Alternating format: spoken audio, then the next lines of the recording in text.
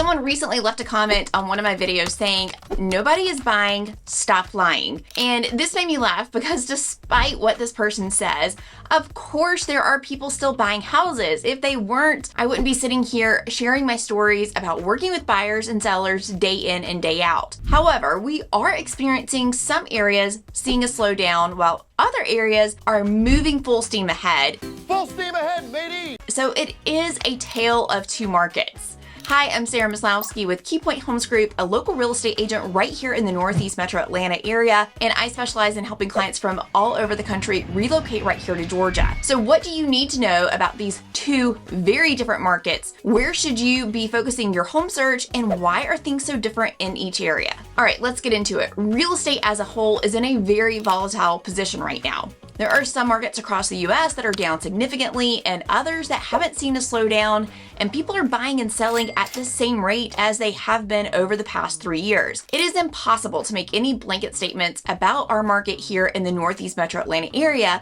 because things are drastically different depending upon what area you are talking about. So let's start off with where things are still hot. I was just looking through our local MLS system for listings that have gone under contract in Alpharetta. We are looking at a median of 8 days on the market.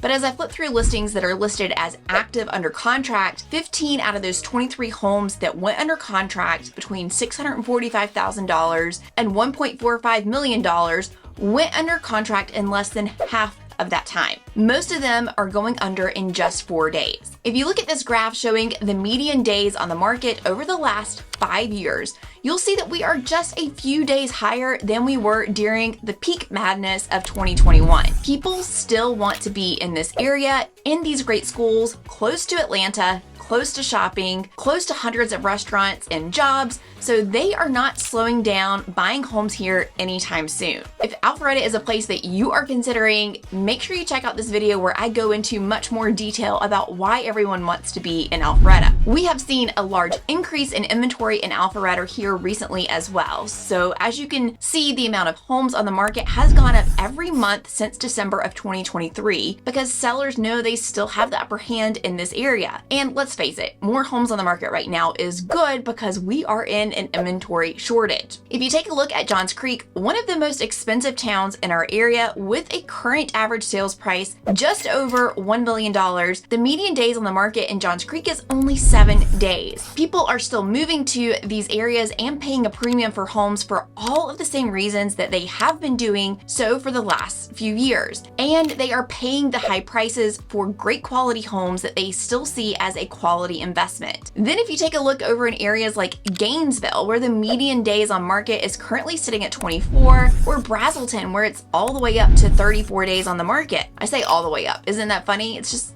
kind of slowly starting to come back to that normal market. Just because we see homes sitting on the market longer than in years past and price decreases happening, it does not necessarily signify a market slowdown. We have to remember that this is more so of a normal market. Overpriced homes that don't have the quality to support the overzealous price are not going to sell if the price is not in line with the quality of the home and the comparables in the area. Buyers are being very picky and a lot more critical of their purchase now that interest rates are much higher than what they have been over the past couple of years. And since it is an expensive time to buy a house, they are using more caution before moving forward on a home, as they should. They're not as willing to go overboard on an offer because that specific area doesn't require as much demand, meaning maybe the schools aren't as highly ranked as, let's say, they are in Alpharetta, or there are fewer high income offering employers in the area. So I know we've talked about the volatility in the market, and I just told you about how houses are sitting on the market for longer in some areas, but that does not mean that every single house in towns that have seen a bit of a slowdown will sell for less than list price or won't have competition. A good house is still a good house, even if the overall market has had a slight drawback. For example, I have clients who are looking for a home on acreage, not in a neighborhood, and they would like for this home to be under $425,000. A home got listed last week that had all of this criteria. Sat on almost 2 acres of land, had an in-ground pool, a ton of square footage, and it was in a great school district. And it was listed for $425,000. And I know the listing agent very well, so I called to learn a little bit more about the situation and how I could present a really strong offer. They had a ton of interest and the house had only been sitting on the market for 1 day. So obviously the seller is feeling pretty confident in that situation. They know that with some sweat equity, this property is going to be worth a lot more in the future. Plus, they've had so many people come look at this home, so it's obvious that it is a pretty desired home. My clients, though, they could make an offer below list price plus ask for closing cost. And I explained to them that as their agent, I would ultimately present whatever offer they wanted me to, but I know that they were not going to get an offer accepted with those conditions on a home that had a ton of interest and had just been listed. Now, if this home had been on the market for a week or two and they weren't getting any offers, we would be in a much better position to get an offer like this accepted. I also knew that we weren't going to get this lowball offer accepted because the agent told me that we weren't.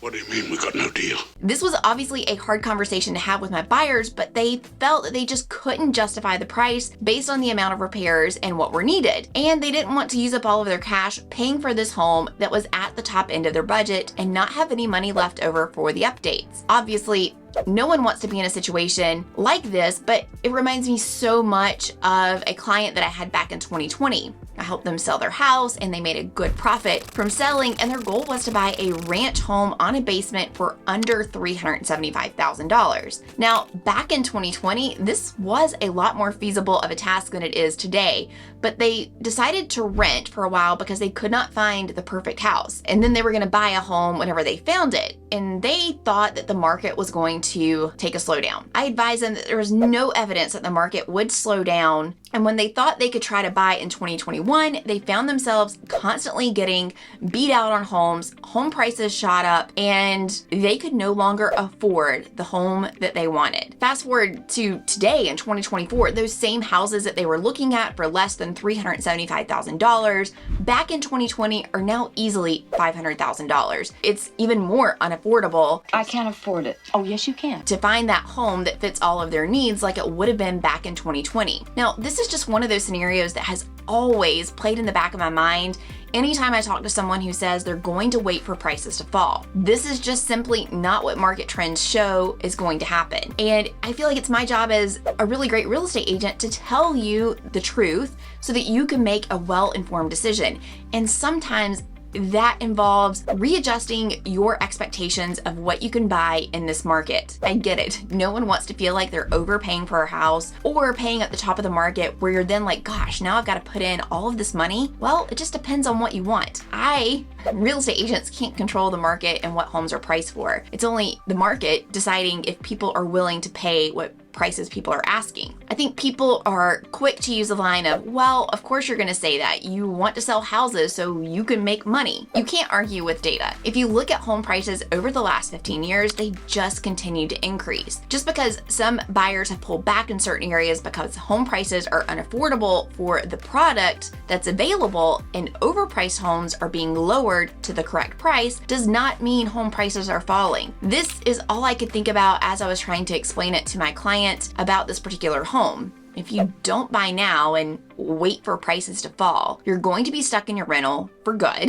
I'm stuck here at my mother's house. And unable to afford the home that you can currently buy. I don't want these clients to be stuck in this same scenario, but they are confident that prices are suddenly going to drop and they will be able to find this one-of-a-kind property again, but for even cheaper. I am confident that it is in fact not going to be the case. And again, it's just my job to be an advisor and follow my client's lead. However, if they bought this home now, they could make improvements and sell it for exponentially more than they would buy it for now. I'm also confident that if they wait a year to purchase, what they are looking for will no longer be able to be found within the budget that they are currently looking to stay in. That's why it's so important to weigh the pros and cons of staying where you're at or going ahead and making a move. You got to ask yourself, are you happy with where you're at? Do you have enough space? Does this home meet all of your living needs? Are you bursting at the seams and can't imagine living there for a few more years? It's also important to ask, how long are you going to be in this next house that you're thinking about buying?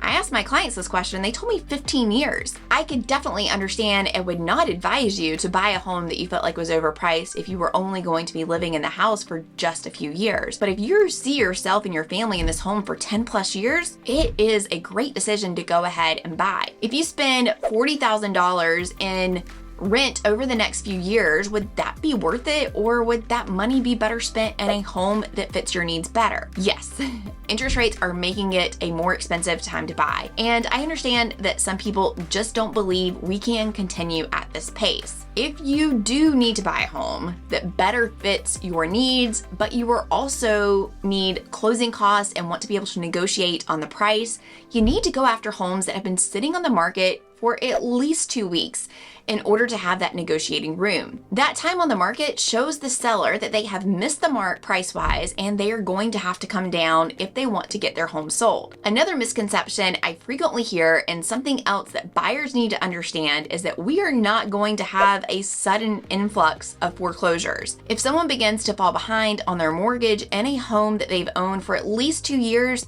they've likely grown quite a bit of equity in their property so they can sell and walk away with money. So we aren't suddenly going to have a ton of cheap homes hit the market. In order for home prices to come down, we would have to have a ton of homes hit the market. Currently, right now, we're still at historically low inventory levels, and we haven't even reached normal inventory levels here in the metro Atlanta area. And until that happens, that is when home prices will fall. But if you look at all the data and what all the expert and economists are predicting, that sudden influx of inventory is nowhere near to be seen within the next 5 years. Gone. Nowhere to be seen. I'm gonna get off my soapbox now, but I could go back to videos I made 2 years ago saying this very thing and reply to all the people in the comment section that I was wrong and prices were gonna go down and the market was gonna crash, and say, well, I told you so. So, okay, let me know, do you disagree with what I am saying? What are you seeing in your market? Let me know in the comments below. And of course, if you are thinking about making a move here to the metro Atlanta area, I want to be your real estate agent. You can find me by reaching out using the pinned comment below. You'll find a link there where you can book a strategy call with me, and we will dive in and figure out the best strategy for you to make your move here to Georgia. In the meantime, if you haven't seen this video, check this one out next.